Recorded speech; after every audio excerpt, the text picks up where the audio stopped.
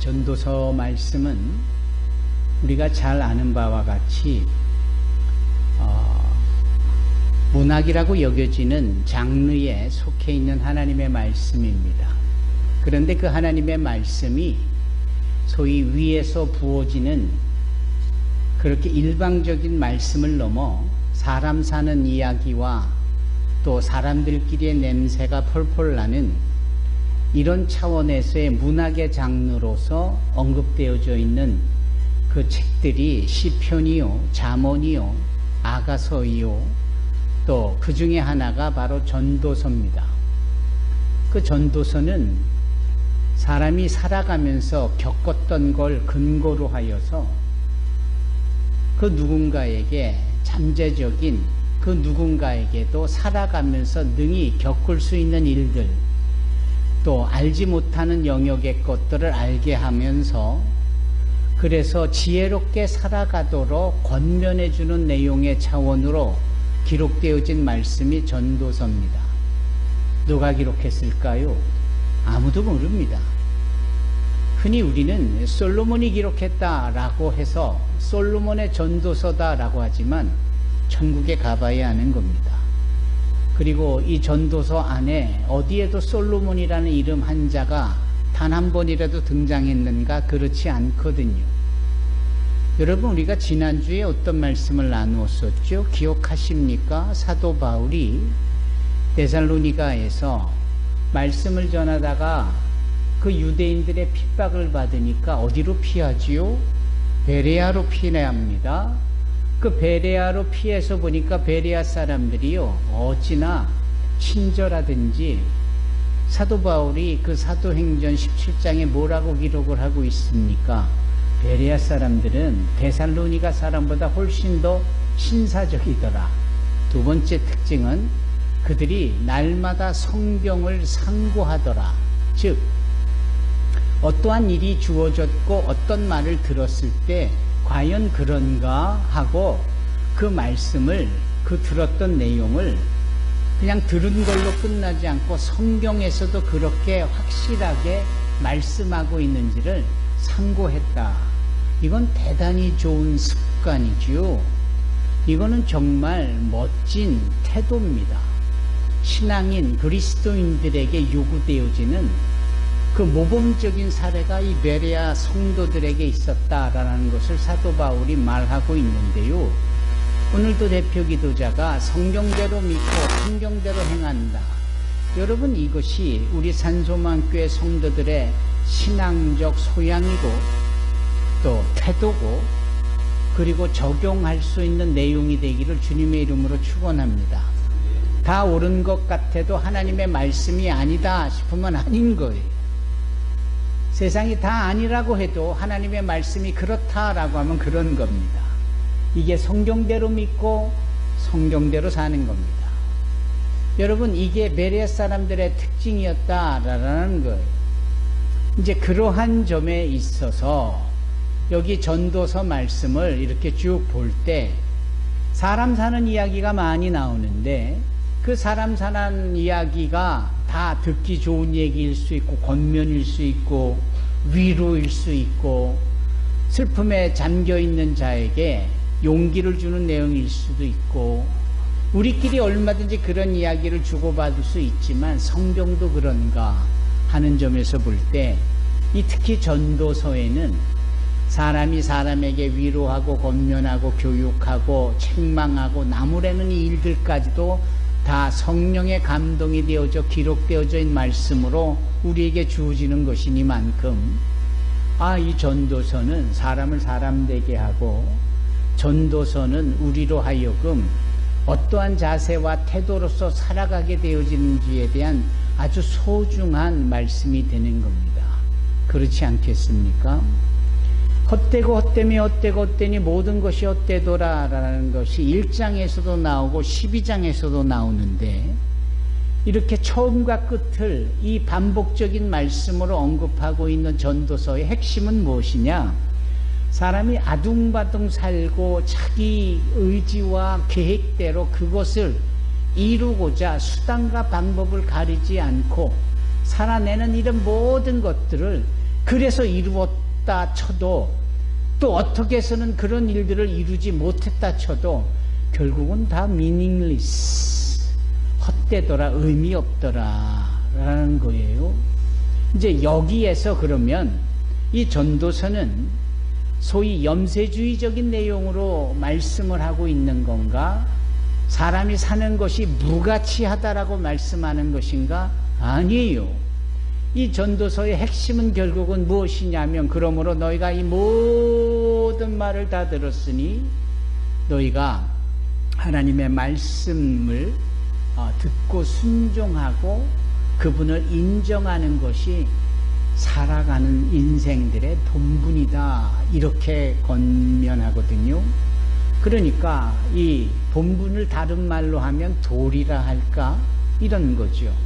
우리가 이 세상을 살아가면서 겪어야 될 그 여러 가지 일들 속에 우리가 마땅히 하나님의 자녀로서 취하여야 될 태도가 있고 또 방법이 있는데, 그게 인간적 도리, 하나님의 자녀로서의 도리, 본분, 이것이다라는 거죠. 이제 그런 점에 있어서 오늘 본문은 그 중에 하나를 우리에게 말씀하고 있는데, 이 말씀의 핵심은 무엇이냐면 지나온 삶을 쭉 한번 돌아보는 겁니다. 그리고 지금 내가 겪는 일들을 보는 겁니다. 그리고 앞으로 있어질 일들에 대하여서 생각해 보는 거예요. 과거와 현재와 미래가 함께 공존하는 이 내용이 오늘 본문 이 7장 14절에 고스란히 있다라는 겁니다. 그래서 여러분들이 가지고 계신 주보를 보면 이게 미국 서부의 애리조나의 이 그랜드 캐년과 같은 어느 한 부분의 그림을 캡처했는데, 여기 한 사람이 서서 그 캐년 협곡 사이에 흐르고 있는 강을 봅니다. 강을 보는데 눈을 들어 멀리 보면은 저기서부터 시작되어진 이 물이 지금 내 발 밑으로 이렇게 흘러오기까지 과거에서 현재로 이렇게 쭉 오는 거죠. 그리고 오른쪽을 향하여 고개를 들면 그렇잖아요. 앞으로 흘러져 갈 그 미래적인 것까지. 그래서 일부러 이 그림을 택한 것이거든요. 우리는 간혹 열심히 살아내고 달려가는 이 일에 초점을 맞추고자 하지만 잠시 서서 호흡을 좀 가다듬고 숨 고르기가 필요한 겁니다. 음악에서도 소위 쉼표가 왜 필요합니까? 박자대로, 음정대로 호흡을 내쉬면서 노래하다가 숨을 쉬어야 다음 소절을 준비하고 그 소절에서 멜로디를, 화음을 낼 수 있는 것처럼 쉬울 수 있어야 되는 거예요. 그런데 이 영적인 신앙생활은 이런 점에 있어서 소위 어떤 쉼이 필요한 것이냐? 바로 과거와 현재와 미래를 한눈에 살펴볼 수 있는 이러한 영적인 호흡 통해서 쉼을 보게 되는 겁니다. 그러면 이제 과거의 내용을 한번 살펴볼 때에 한번 생각해 보십시오. 지금까지 살아오면서 행복했던 날, 좋았던 날, 소위 말하는 형통했던 날은 무엇이었으며 언제 그랬으며 어떠한 내용으로 여러분들이 행복했었습니까? 형통했었습니까? 한번 생각해 보자고요. 대부분은 다 주름살 깊이 양미간의 인상을 찌푸리면서 지금 얼마나 삶이 고된지 여기에 초점을 맞추고 있지만, 그 초점에서 눈을 들어 한번 과거를 한번 생각해 보자라는 거예요. 그러면서 과거 속에서도 나에게 형통했었던 것, 나에게 좋았던 것, 가슴 설레게 했던 것, 행복했던 것. 예. 어느 광고 카피를 보면 그 다자란 아이가 처음 태어나자마자 그렇게 아장아장 걷기까지, 그리고 그 가슴팍에 이름표와 수건을 달고 초등학교에 입학하는 내내 뭐 이런 것이 가슴을 설레게 했고 너무나 행복했다라는 고백을 하는 내용들이 있어요. 부모로서 자녀의 출생과 양육을 통하여 성장해가는 과정이 내내 행복했다라는 것이요. 예, 그런 거 말입니다. 그래서 소위 이런 행복은 삶의 형통함에서 오는 건데, 형통이라는 것은 문제가 없는 것이 형통이 아니라 문제가 있어도 그 문제를 break through, 돌파하고 그 문제를 극복하고 그 문제를 이겨내는 것 말입니다. 아장아장 걷는 아이가 넘어져서 무릎팍이 깨지는 일도 있겠지요. 홍역을 앓으면서 밤내 고열로 아파할 때도 있었겠지만 이제 보니 그것은 다 지나온 과거의 한 부분이었지. 지금은 저렇게 면역력이 좋은 청년으로 우뚝 서게 되어지. 이런 모든 과정, 이런 것만 보더라도 하나의 부분일 수밖에 없는 거죠. 여러분들은 그런 점에 있어서 지나온 날들의 형통함을 생각해 볼 필요가 있는 겁니다. 그때를 생각하면 입가에 미소가 지어질 겁니다. 그때를 생각해 보면 내 몸뚱이 안에서 아파하고 힘들어하고 괴로워하고 불편해하고 분노가 치밀어 오르는 것들에 대한 힐링이 될 겁니다. 오죽하면 찬송가 가사에 받은 복을 세어보아라. 주님께서 주신 그 복이 얼마나 많은지 하나 둘 셋 둘 세어보면은 셀 수가 없을 정도로 많은 거거든요. 그런데 그런 것들을 우리는 너무나도 놓치고 있었습니다. 그래서 우리는 과거를 회상할 때 형통했었던 일들을 생각해 볼 필요가 있습니다. 그리고 영어 성경에 보면 be happy, 기뻐해라, 행복해라 라는 거예요. 얼마나 좋은 표현입니까? 이 좋았던 것을 생각하면서 힐링이 되어지는 이 행복한 것들을 누리는 것. 요즘 사람들이 놓치고 있는 것 중에 가장 중요한 것이지만 바로 그 부분인 거거든요. 일부러라도 우리는 그 좋았던, 형통했던, 그리고 이제 보니 그것이 다 주님의 은혜였던 것, 그걸로 인하여 기뻐하고 감사할 수 있기를 주님의 이름으로 축원합니다. 모든 것이 은혜예요. 모든 것이 은혜예요. 당연한 것 하나도 없이 다 주님의 은혜였다라는 이 복음송의 가사처럼. 그래서 지금 결국은 내가 이 자리에 나와 앉아있는 것, 이것까지 귀결되어지는 이 모든 게 다 은혜이며 나의 삶을 형통하게 한 하나님의 사랑의 증거입니다. 여러분 부디 그리 되어지기를 주님의 이름으로 축원합니다. 문제는 현실이지요. 문제는 현실인 거예요. 왜냐하면 현실을 보면 오늘 대표 기도자의 기도 내용 속에도 있지만 우리가 지금 정치를 걱정해야 됩니까? 아니 도대체 정치인들은 뭐 하길래 일반 서민들이 정치를 걱정하느냐고요. 이게 잘못돼도 한참 잘못된 겁니다. 아니 우리가 대통령을 걱정해야 됩니까? 이런 걸 보면 현실이 너무나도 암울한 거예요. 결국 아니다라고 할 수 없을 만큼 현실이 너무나 힘든 거예요. 그렇지 않습니까? 그래서 오늘 본문의 말씀에 따르면 이 날을 이 주보의 내용대로라면 재앙의 날이다 이렇게 표현하고 있고요. 어린이들에게 쉽게 전달되기 위해서 그렇게 번역한 거예요. 재앙의 날. 반대로 우리가 읽은 성경에는 곤고한 날.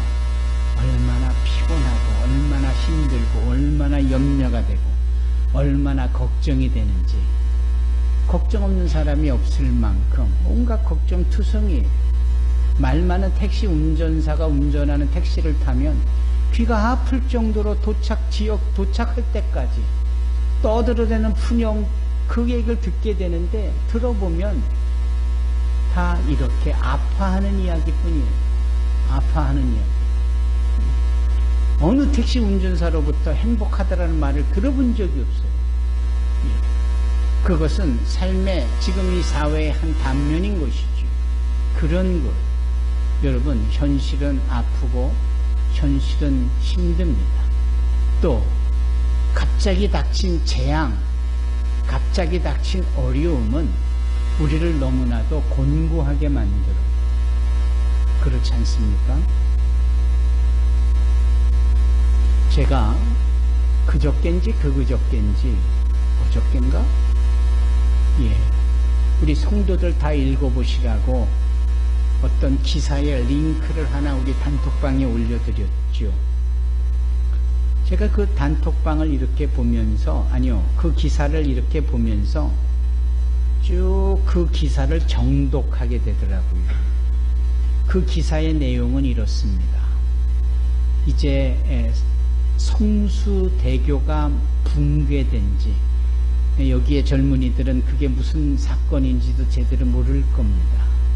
그러나 어르신들은 아실 만한 분은 다 아시잖아요. 그게 벌써 30년 전 이야기인데 출근길에 성수대교가 무너진 겁니다. 압구정동과 저쪽 성수동 쪽을 잇는 성수대교에 그 며칠 전부터 징조가 남달랐어요. 금이 가고 소리도 나고. 그런데도 그거를 그냥 수수방관했다가 그 다리 난간이 그냥 통째로 붕괴한 겁니다.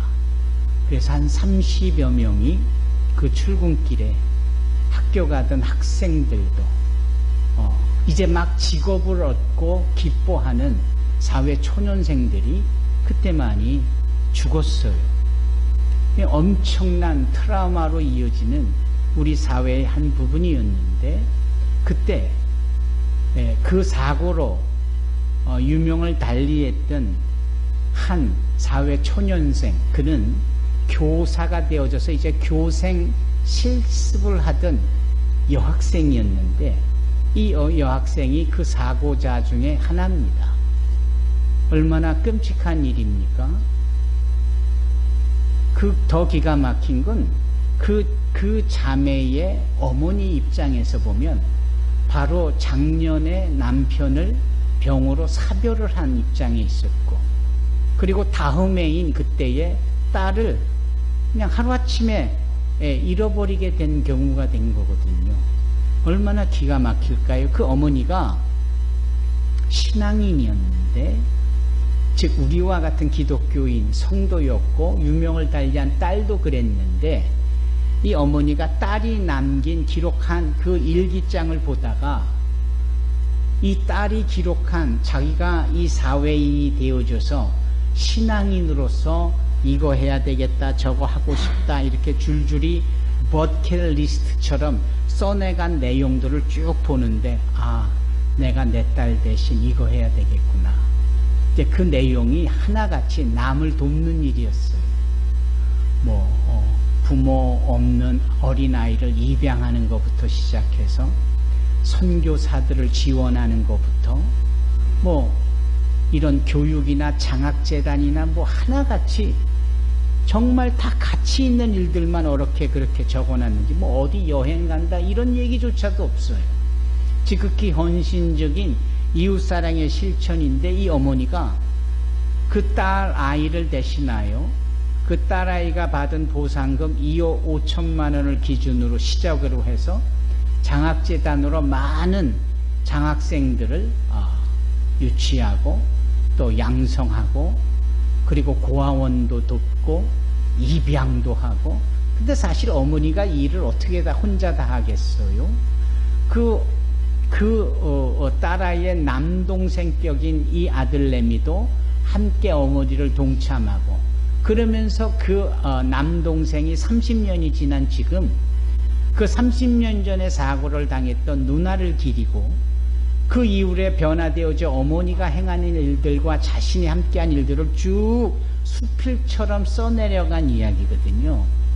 이제 그 이야기를 보면 핵심은 그겁니다. 그 모든 일을 이 두 모자가 다 누나를 위해서 대신할 수는 없었지만 하다 보니까 이게 연계성이 생기고 도미노처럼 연결이 돼서 직접적으로 하지 않아도 간접적으로 다 되어져 가더라. 바꿔 말하면 한 영혼의 미랄되어짐이, 신앙적으로 표현할 때 그분의 글에는 이거는 없었지만, 한 씨앗이 땅에 떨어져 죽음으로 인해서 열매가 맺어지는데, 이게 보통 열매가 맺어지는 것이 아닌 거예요. 그 내용을 보니까 이거는 팩트잖아요. 비전도 아니고 픽션도 아니고, 벌어졌던, 그리고 벌어지고 있는 결과물이 있는 팩트잖아요. 당한 이 고난한 이 부분을, 재앙을 어떻게 바꿨는지, 허경림 집사의 고백대로라면 승화시켰는지, 놀랍지 않습니까? 저는 이 기사를 이렇게 보면서 오늘 이 본문의 말씀, 이 전도서 7장 14절을 떠오른 겁니다. 그래서 공고한 날, 이 공고한 날을 fully considered, 다시 한번 깊이 생각해 보는 거죠. 이 어미는 그렇게 깊이 생각을 했어요. 이 철없는 남동생도 이 고난과 재앙 속에 깊이 생각을 했어요. 그리고 하나하나 그 일을 깊이 생각하면서 참여해 보니까 30년이 흘렀고 30년을 되돌아보니까 그 모든 일이 행복에 겨운 일들, 가치에 있는 일들의 연속선상이었고 30년 전 그 어린 누나의 죽음이 이처럼 사회 곳곳에 엄청난 선한 영향력을 끼치고 있고 지금도 그 일이 계속되고 있더라.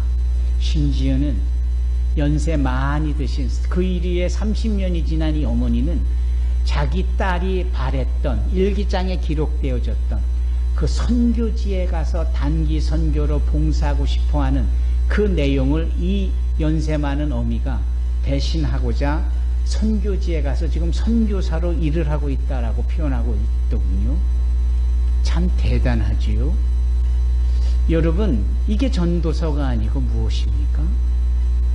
여러분, 이게 진정한 우리의 인생을 어떻게 살아야 되는지에 대한 바른 가이드라인이요, 루틴이 아니고 무엇이겠느냐.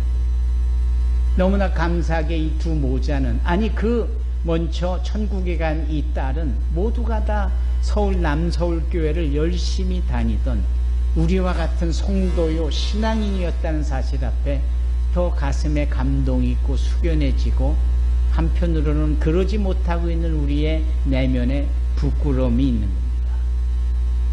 여러분, 재앙의 날에, 곤고한 날에 우리가 깊이 되돌아볼 수 있고 깊이 우리의 삶을 생각해 볼 수 있고, 이제라도 내가 무엇을 해야 되는지에 대한 동기와 원인과 이유를 찾을 수 있는 저와 여러분이 되기를 바랍니다. 요한복음 9장에 보면은요, 요한복음 9장에 보면 날 때부터 소경된 자의 이야기가 기록이 되어 있습니다. 그러니까 태어났는데 소경이에요. 그러니까 선천적인 불구자지요. 태어났는데 눈을 못 뜨는, 눈을 못 보는.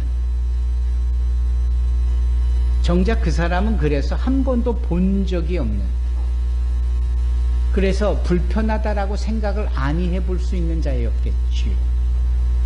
그런데 그 날 때부터 소경된 자에게 주님이 어떠한 역사를 펼치시느냐, 그에게 실로암 물가에 가서 씻으라라고 말씀하시고 순종하는 그의 눈이 떠졌다라는 거예요.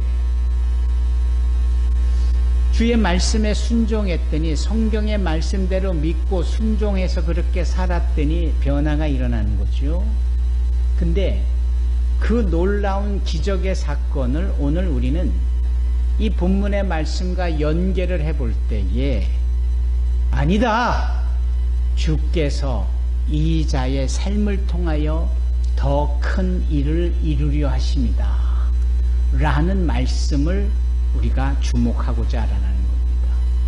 여러분, 성경 요한복음 9장 1절, 2절, 3절을 보세요. 주께서 친히 하신 말씀, 하나님께서 더 큰 일을 이루려 하십니다.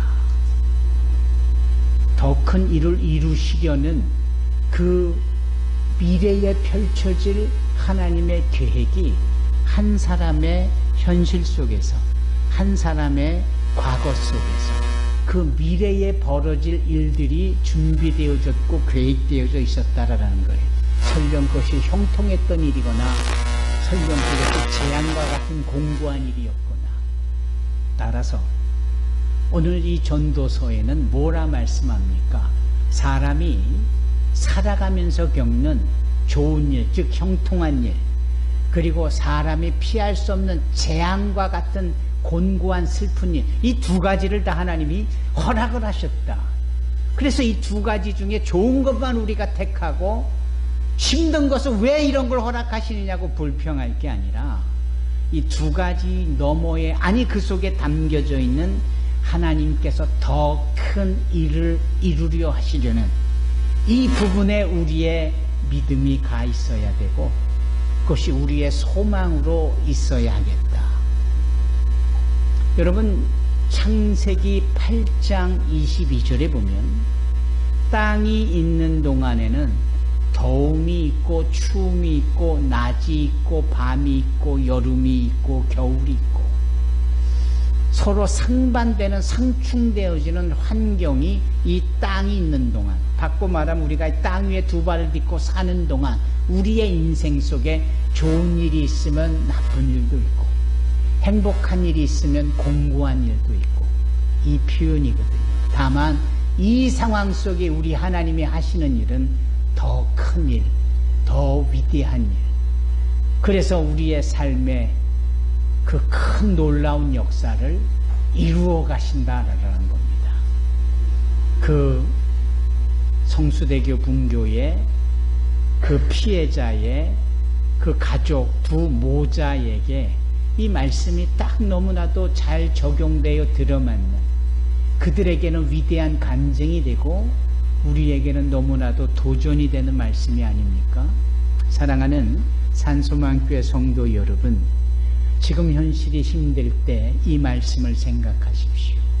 주께서 결국 내가 힘들어하는 이 일도 여기 허락해 놓으셨는데, 따라서 허락하신 그 하나님께서 우리의 모든 앞으로 있을 장래일에 모든 좋은 것으로 더하여 주시지 않겠느냐는 로마서 8장 32절의 말씀으로 귀결시켜서 우리의 삶에 복과 은혜와 더 위대한 일을 행하실 주님을 믿고 따르시기를 주님의 이름으로 축원합니다. 기도하겠습니다.